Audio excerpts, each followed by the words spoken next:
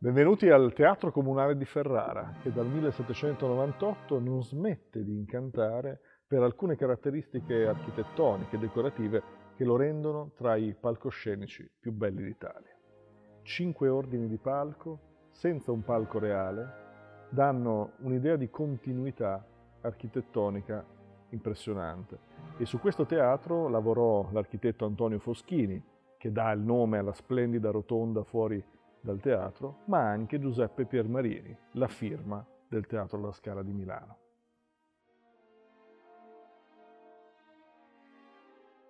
Dal 2014 il Teatro Comunale di Ferrara è intitolato a Claudio Abbado. Ferrara è stata la città più veloce, più reattiva a decidere di intitolare un teatro al grande direttore d'orchestra scomparso il 20 gennaio del 2014. Proprio in marzo avvenne la cerimonia inaugurale. Abbado a Ferrara è legato al progetto di Ferrara Musica, un grande contenitore musicale che ha consentito di ascoltare alcune delle migliori creature musicali di Abbado, come la Mahler Chamber Orchestra, la Chamber Orchestra of Europe e tanti solisti leggendari, da Marta Argerich a Maurizio Pollini, che proprio nel 2012 fu protagonista con Abbado di un concerto straordinario dedicato alla ripresa dell'Emilia-Romagna dopo il terribile terremoto.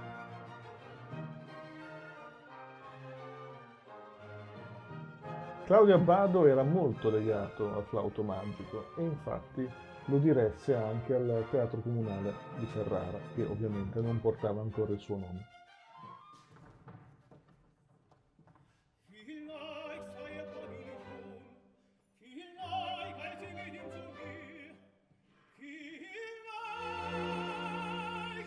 La vicenda, come sappiamo, racconta lo sviluppo di un individuo che da giovane, ignorante, debole, diventa saggio, un sapiente, un uomo adulto, attraverso che cosa? Attraverso l'amore, ovvero il superamento di tante prove iniziatiche.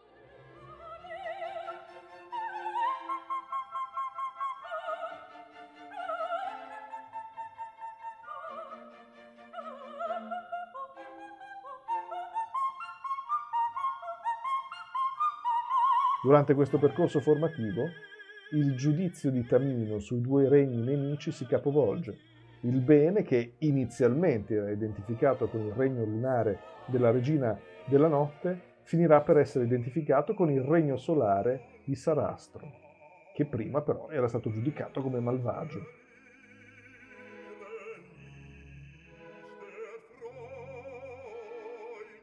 La prima del flauto magico ebbe luogo il 30 settembre 1791, quindi appena 2 mesi e 5 giorni prima della morte di Mozart.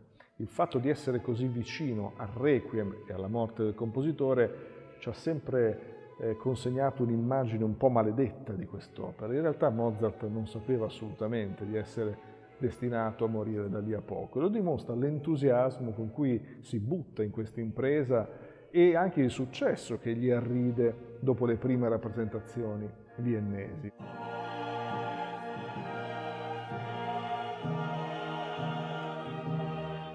Mozart viene colto improvvisamente da una morte che rappresenta forse il lutto più grande di tutta la storia della musica. Chissà quanto altro avrebbe potuto comporre Mozart se non fosse stato colpito dal destino.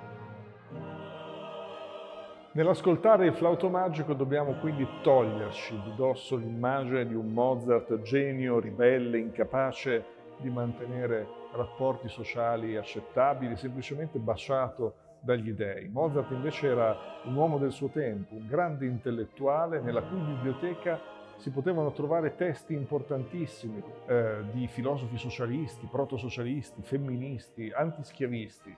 Il flauto magico converge su queste direzioni. È la sintesi del pensiero intellettuale progressista di Mozart, un pensiero che era già apparso in maniera detonante nelle Nozze di Figaro, nel Don Giovanni, nel Così fan tutte.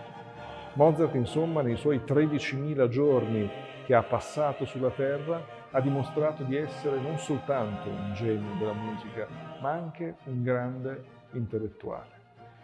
E il flauto magico ci dà l'occasione di dimostrarlo.